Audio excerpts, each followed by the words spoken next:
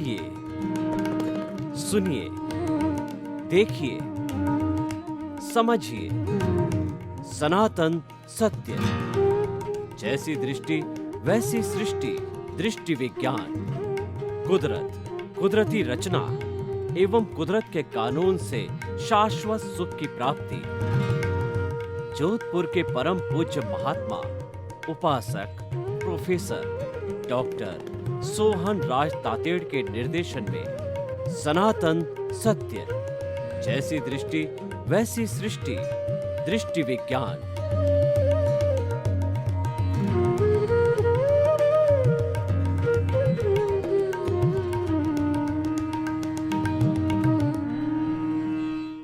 सनातन सत्य एक ऐसा कार्यक्रम है जो कि हमें इस कॉस्मोस की अल्टीमेट रियलिटी देता है कि what is the ultimate reality of this world.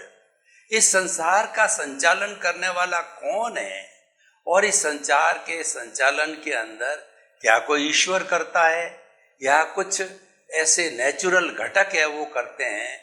ये सारी बातें हम सनातन सत्य के अंदर बताते हैं और इसका आधार जो लिया हमने कुदरत कुदरत के कानून के आधार पर ये चलता है। जैसी जैसी दृष्टि वैसी सृष्टि, ये हमारा मूल बेसिक इसका फंडामेंटल है। इसको हम दृष्टि विज्ञान कहते हैं। दृष्टि विज्ञान का अर्थ होता है रियल पुरुषार्थ। हमें जो वर्तमान का जीवन है उसमें दो तरह के पुरुषार्थ होते हैं। एक तो रिलेटिव पुरुषार्थ जिसको हम रोज कहते हैं कि हमें परिश्रम करना चाहिए और ज़्यादा मेहनत करूँगा तो ज़्यादा अच्छा इंसान बनूंगा, मुझे दुनिया का नंबर 1 इंसान बनना है। ये सारा रिलेटिव पुरुषार्थ है। और रियल पुरुषार्थ दृष्टि विज्ञान है, वह स्वयं की खोज करना, जो आज हमारा विषय है। तो ये सारा कार्य हम अलग अलग विषयों के माध्यम से करते हैं। तो आज बहुत सुंदर विषय लेकर के हम आपके सामने प्रस्तुत हो रहे हैं। आज का हमारा विषय है मैं स्वयं भगवान हूं। देखिए, बोलचाल में ये बहुत अटपटा लगता है कि यह व्यक्ति पागल है क्या, यह व्यक्ति ऐसा कैसे बोल रहा है और वह भगवान कैसे हो सकता है। लेकिन हम इसको दो पक्ष में आपको प्रस्तुत करेंगे कि जो दार्शनिक पक्ष है जिसके लिए कहा गया है वो भीतरी जगत की आप पहचान करो, तो जो आपका स्वरूप है, हम ये नहीं कह रहे हैं कि आप भगवान हो गए और दुनिया को कहो कि मैं भगवान हूं, मेरे को नमन करो, मेरा नमस्कार करो, मेरी पूजा करो। नहीं, हम ये कहना चाहते हैं कि आपके अंदर का जो स्वरूप है, आपके जो भीतर बैठा है, जिसकी ताकत से मैं बोल रहा हूँ, खा रहा हूँ, पी रहा हूँ, उठ रहा हूँ, बैठ रहा हूँ, मन वचन काया की सारी क्रिया मैं कर रहा हूँ, वो सारी क्रिया जिसकी ताकत से हो रही है वह प्रभु है, स्वयं भगवान है। और वह भगवान ही यह कार्य करवा रहा है, उसकी प्रेजेंस से हो रहा है, उसकी ताकत से हो रहा है, जिसको लब्धि वीर्य कहते हैं, उसकी वजह से ये हो रहा है। तो मैं स्वयं भगवान जो भीतर बैठा है उसको अनावृत करना है। वो अभी आवृत है, भगवान है, लेकिन वह जो है आवृत है, उसको अनावृत करना है। देखिए, जब किसी भी मंदिर में भगवान को जब हम स्थापित करते हैं तो सबसे पहले जो सोनगरा लोग होते हैं जो कि अनघड़ पत्थरों को गढ़ करके, जैसा जैसा हमारा प्रभु है वो जैनों का है या वैष्णवों का है, शिव ब्रह्मा विष्णु महेश राम कृष्ण महावीर, जैसा जैसा भगवान है उसके अनुरूप जो है मूर्ति वो बनाता है। तो यहाँ तक तो वो मात्र मूर्ति है। जब उस मूर्ति की मंत्रों के द्वारा, शुभ भावना के द्वारा मंदिर के अंदर उसको प्रतिष्ठापित की जाती है, उसकी स्थापना की जाती है, उसकी प्रतिष्ठा की जाती है, तब वो भगवान का रूप ले लेता है और हम उसको भगवान मान करके और हम जो उसकी प्रार्थना करते हैं, उसकी पूजा करते हैं, और वो जो है हमें उसका जो है अभिवादन करते हैं। तो ये हमारे भीतर जो प्रतिष्ठित है वो स्वयं भगवान है, लेकिन अभी वो प्रतिस्थापना उसकी हुई नहीं है, क्योंकि हमने उसकी पहचान नहीं की है, हमने उसको ढक रखा है। मैं देशी भाषा में बात करूं कि प्रभु को हमने आवृत कर रखा है। तो आज का हमारा एपिसोड है कि प्रभु को अनावृत करो। प्रभु के ऊपर जो पर्दा लगा हुआ है उस पर्दे को हटाओ और आप खुद पहचान करो कि मैं स्वयं भगवान। देखिए, मैं आपको दो पक्षों के अंदर प्रस्तुत करता हूं कि भीतर भगवान है, उसकी साक्षी से, उसकी प्रेरणा से, उसके आशीर्वाद से बाहर का जितना भी कार्यक्रम है उसका प्रतिबिंब बनाओ। प्रतिबिंब बनाने का अर्थ यह है कि आप बाहर का जीवन जो है उसके अनुरूप बनाओ। आप एक अच्छे इंसान बनो। हमारा सनातन सत्य कार्यक्रम एक अच्छे इंसान के निर्माण में सहयोगी होता है, और वो सूत्र देता है जो कि इंसान को अच्छा बनाने के लिए सूत्र है कि इंसान के अंदर अहंकार की भावना नहीं हो, इंसान सहनशील हो, हर परिस्थिति में एडजस्ट हो जावे, और वह दुनिया को निर्दोष देखना प्रारंभ करे, किसी के प्रति बुरे भाव न रखे, और अपने परिवार के अंदर सभी के साथ में हिल मिल करके और वह अपना जीवन यापन करे।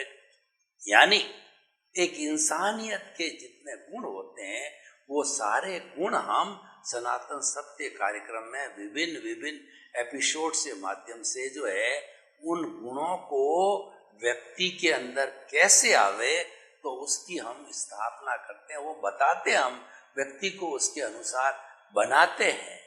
देखिए, हमारा सनातन सत्य कार्यक्रम क्या कहता है कि जो बाहर का आपकी दुनिया है, बाहर का आपका जगत है, जो कि हर इंसान का अलग अलग होता है। देखिए, सारे इंसान, दुनिया में जितने भी इंसान हैं, उन सब का ये जो बाहर का जगत है वो सबका अकेला होता है, क्योंकि हरेक का उपादान अलग अलग है, हरेक के जो कर्मों का बंधन होता है वो अलग अलग है, हरेक ने जो कॉजेस डाले हैं वो सब अलग अलग है। इस कारण से हर व्यक्ति अलग अलग होता है। तो इसका अर्थ क्या हुआ, ये बाहरी जगत कहाँ से आया? आप दोनों खोज कीजिए, भीतरी जगत की कीजिए और बाहरी जगत की खोज कीजिए। उसके लिए हमने जो है कुदरती रचना, कुदरत के कानून का सहारा लिया है।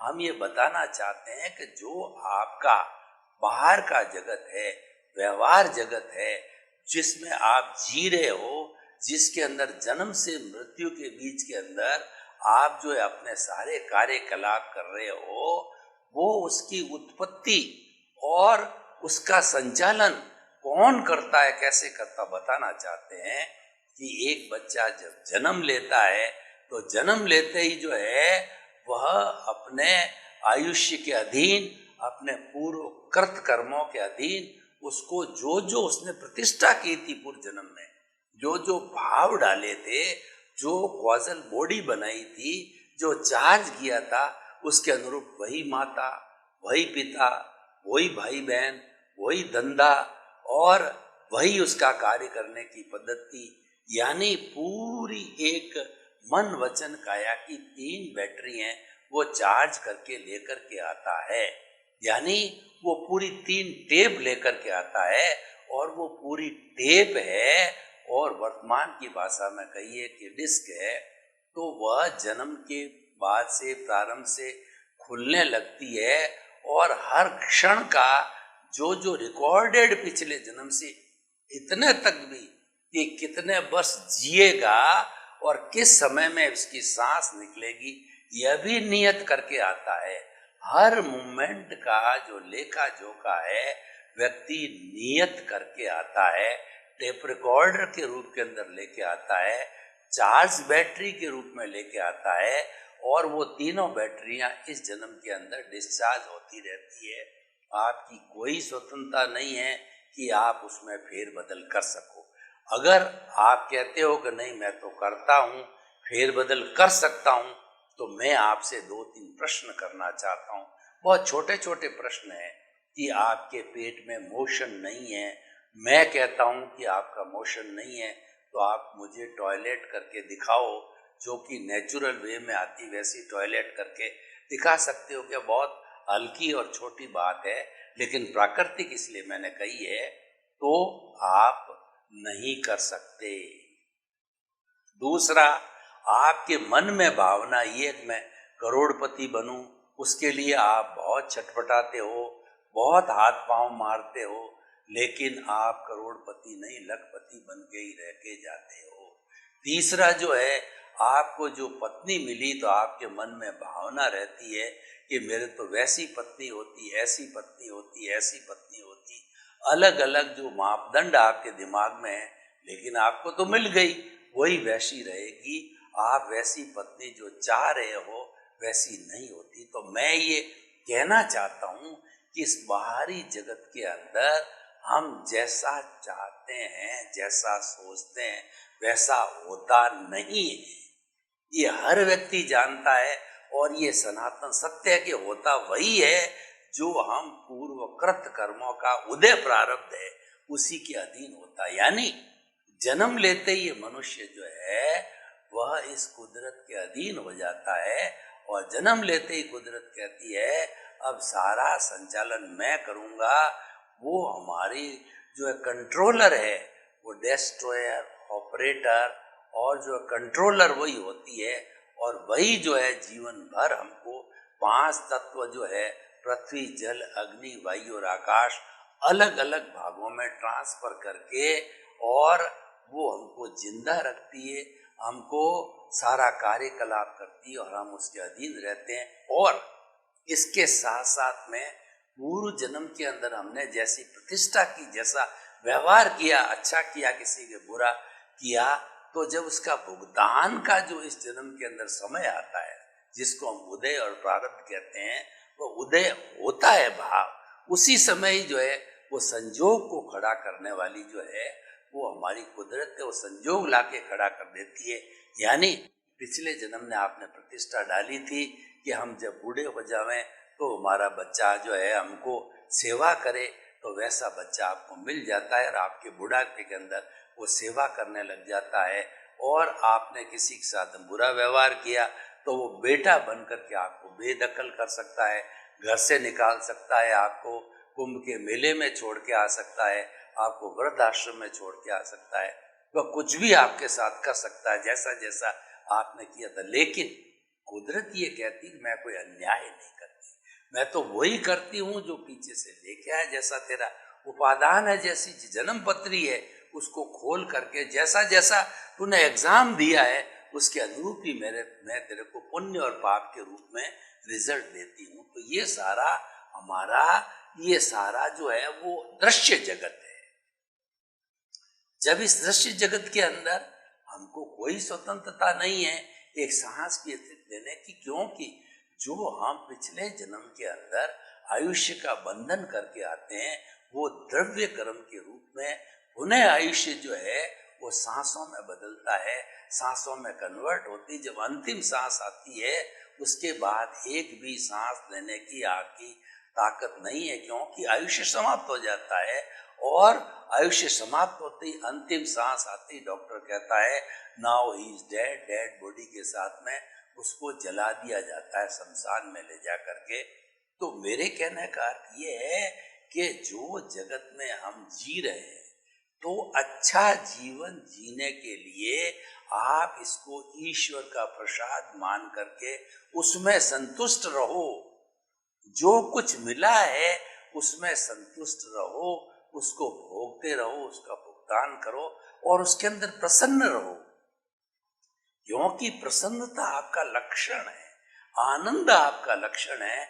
और जो भीतर से आता है, बाहरी वस्तुओं के अंदर क्षणिक आनंद हम महसूस करते हैं, वास्तव में सुख और दुख जो है ये कल्पनाएं हैं, इसका कोई अस्तित्व नहीं है। मैं आपको उदाहरण के तौर पे बताना चाहता हूँ कि हम किसी मंदिर में जाते हैं और मंदिर के बाहर कोई भिखारी बैठा है, हमने उसको 10 रुपए का नोट दिया तो भिखारी प्रसन्न होगा कि आज बहुत अच्छा हुआ, रुपया रुपया रुपया जो है मैं इकट्ठा करता था।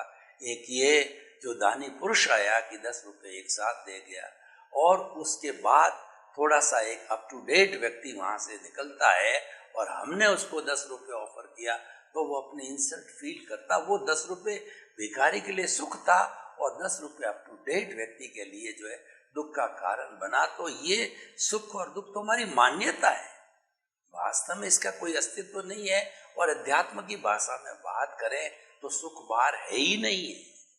सुख का दरिया तो भीतर है, लेकिन जैसा भी हो हमें जो कुछ मिला है, जो कुछ मिलता है उसमें हमें संतोष करना चाहिए। संतोषम परम सुखम। जो व्यक्ति अपनी जैसी जैसी स्थिति है उसमें संतुष्ट रहता है तो सुखी रहता है।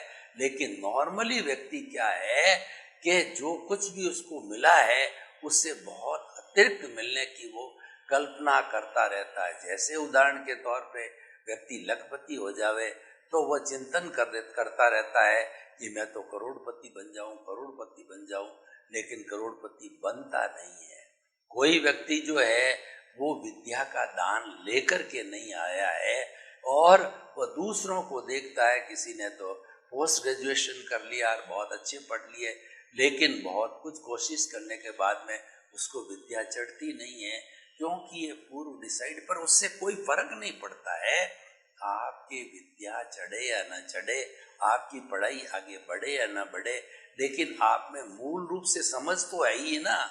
आपके अंदर इंट्यूशनल पावर होनी चाहिए। मैं आपको कुछ उदाहरण देना चाहता हूँ। और पुराने हमारे जन्म की जो माताएं थी या दादियाँ थी या नानियाँ थी, तो वो क्या इंट्यूशनल थी। उनके 10-10, 12-12 बच्चे होते थे, तो वो कहीं पढ़ी लिखी नहीं, किसी स्कूल में नहीं जाती थी, लेकिन उनका जो निर्णय होता था इतना सटीक, इतना बैलेंस्ड, इतना अच्छा होता था कि वो हमारे निर्माण का कार्य करता था।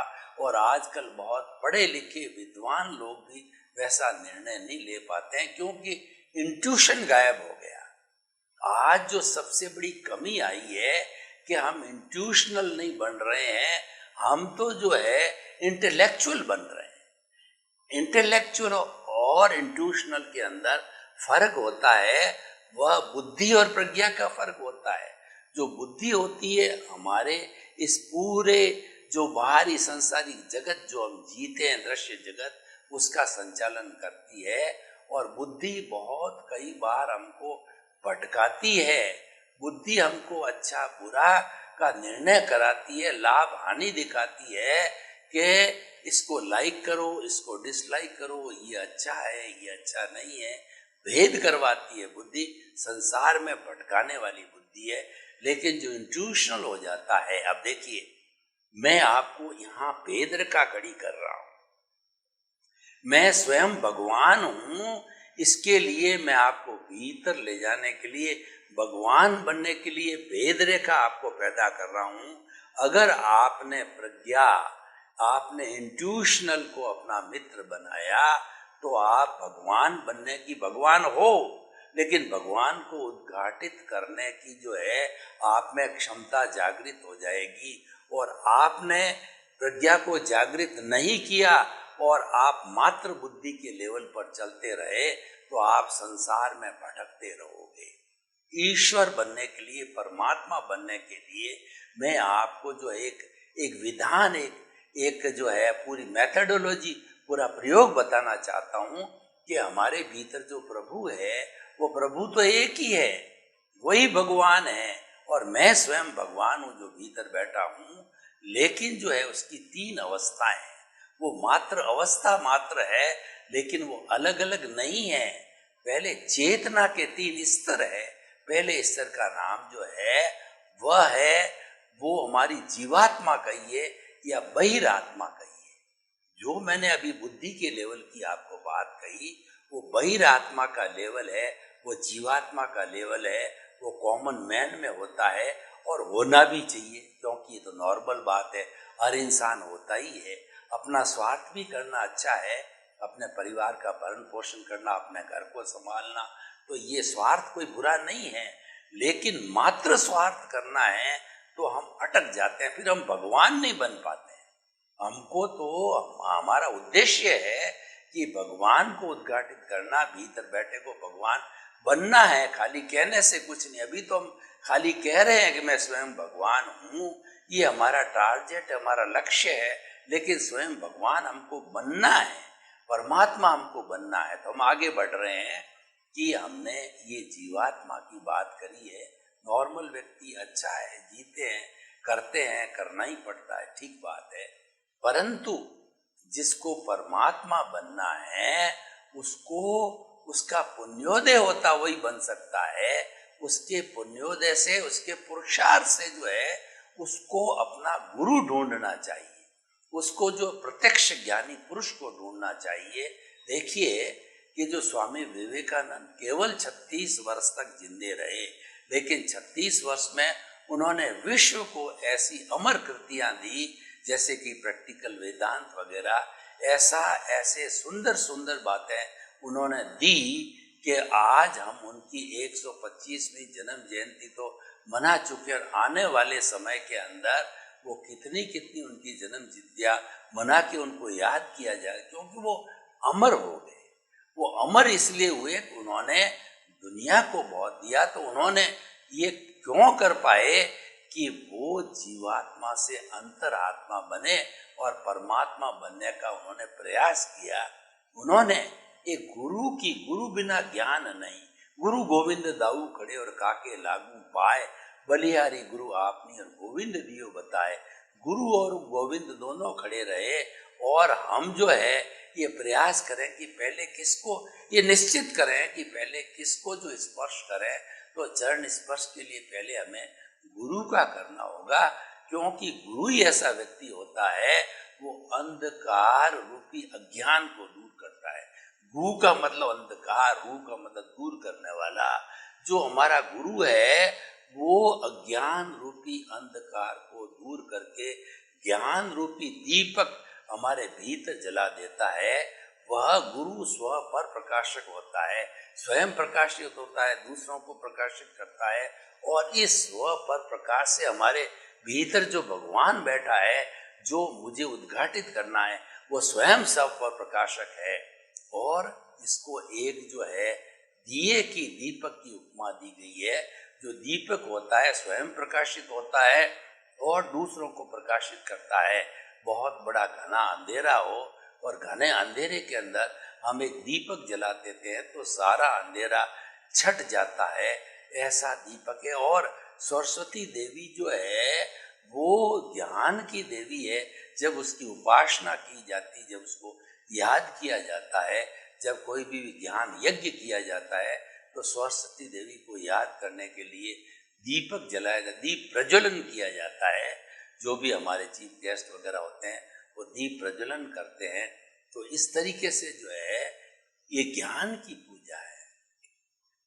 और जब ऐसा गुरु, जो कि स्वामी विवेकानंद ने खूब प्रयास करके ढूंढा, उनको बहुत से टटोला उन्होंने गुरुओं को, लेकिन उनको कन्याकुमारी के मठ के ऊपर जब रामकृष्ण परमहंस के रूप के अंदर दर्शन हुए, तो गुरु को प्रथम दृष्टवा, गुरु को जो है शिष्य मिल गया और शिष्य को गुरु मिल गए। प्रथम देखने में उनको मिल गए और दोनों ने एक दूसरे को पहचान किया। और वो ऐसे जौहरी थे श्री रामकृष्ण परमहंस कि उन्होंने जो है वो नरेंद्र नाथ, उनका जो नाम था स्वामी, तो उनको स्वामी विवेकानंद का, तो नरेंद्र नाथ से उन्होंने उसको स्वामी विवेकानंद बना दिया।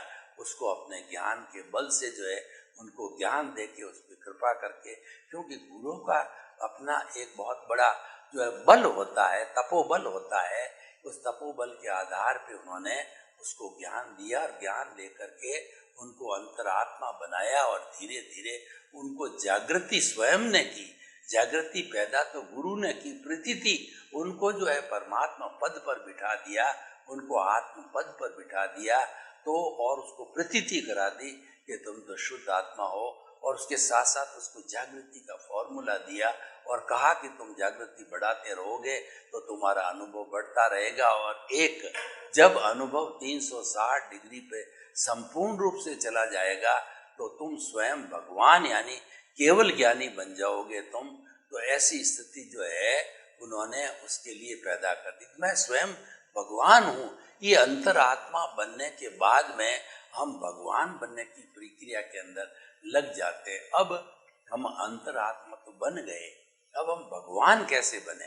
भगवान महावीर का मैं यहाँ उदाहरण देना चाहता हूँ कि भगवान महावीर 24 में तीर्थंकर हुए हैं, और कोई भी तीर्थंकर माँ के पेट में जब जन्म लेता है तो वो 3 ज्ञान लेके आता है, मति ज्ञान, शुद्ध ज्ञान और अवधि ज्ञान। उसको सब जानकारी होती है कि मुझे कैसा जीवन जीना और मुझे क्या करना पड़ेगा। अवधि ज्ञानी को सब ध्यान रहता है। तो वो तीर्थंकर जो है वो बनने वाले थे, तो उन्होंने जब उनको पता है कि इनका योग हुआ तो जो है वो कई इंद्र और जो है वो अपने इंद्र देवी देवता आकर के उनको प्रार्थना करते हैं, अब आपकी जगत कल्याण का समय आ गया है, आप दीक्षा लो। तो वो जो है पंच परमेष्ठी लोच करके स्वयं जो लोच करते हैं, क्योंकि तीर्थंकर है और वो लोच करके स्वयं साधु बन जाते हैं। तो भगवान ने जब संन्यास ग्रहण किया, साधु बने, तो उन्होंने देखा अपने अवधि ज्ञान से कि मेरे कर्म और 23 तीर्थंकरों के कर्म की तुलना करें तो उनके कर्मों से मेरे कर्म तो बहुत भारी है। और उन्होंने अवधि ज्ञान से देखा कि 12.5 वर्ष का ही समय है जो मुझे संपन्न करके इन सबको खपाना है। तो उन्होंने जो है उसके लिए अपने इस शरीर को वो श्रेय किया। उन्होंने ये कह दिया मन वचन काय से मुक्त, ऐसा मैं शुद्ध आत्मा हूँ। इस दृष्टि विज्ञान को पकड़ा, इस कुदरत के कानून को पकड़ा, इस सनातन सत्य को पकड़ा, और उन्होंने शरीर को कह दिया कि वो श्रेय, और उन्होंने इसका जो है वो मोह छोड़ दिया कि इसको कोई भी जानवर, मनुष्य, देवता कोई भी इसको काटे पीटे, इसका कोई भी आकार करे तो मैं इसकी सुरक्षा नहीं करूँगा। तो 12.5 वर्ष अवधि के अंदर उनको संगम देवता ने 20 मारणांतिक कष्ट दिए, और जो ग्वालों ने कानों में कीले ठोके, और ग्वालों ने जो है उनके दोनों जो है जो पैर थे उसको जो है चूल्हा बना करके और उसके ऊपर जो भोजन खीर पकाई। तो इस तरीके से जो है ये सारा उनको भोगना पड़ा, क्योंकि वो कर्मों का भोग पीछे से लेके आए थे और वह उनको ही भोगना। राम हो, कृष्ण हो, महावीर हो, जो कुछ भी वो प्रतिष्ठा करके आए हैं, जैसे जैसे कर्म लेकर के वो आए हैं उसके अनुरूप भोगना पड़ता है। तो हम ये कहना चाहते हैं निष्कर्ष की दृष्टि से कि हम जब अंतरात्मा बन जाते हैं गुरु की कृपा से, तो हम जो है वो प्रक्रिया प्रीति जागृति अनुभव का लेवल धीरे धीरे बढ़ाते बढ़ाते 360 डिग्री तक ले आते हैं। तो हम स्वयं केवल दर्शन होकर के अगले जन्म में केवल ज्ञानी बन करके इस औदारिक शरीर के अंदर जो है वो हम ईश्वर बन सकते हैं, और फिर सिद्ध बुद्ध मुक्त होकर के सिद्ध शिला में व्यक्ति विराजमान भी हो जाता है। तो ये सारी मैं स्वयं भगवान हूँ, लेकिन इसको उद्घाटित करना, इसको बनाने का हमने सब प्रक्रिया आपको बताई। सर्वे भवन्तु सुखिनः, सर्वे सन्तु निरामया। लोक के सब जीवों को सुख मिले, शांति मिले, आनंद मिले, प्रेम मिले। आप सभी के प्रति मंगल भाव।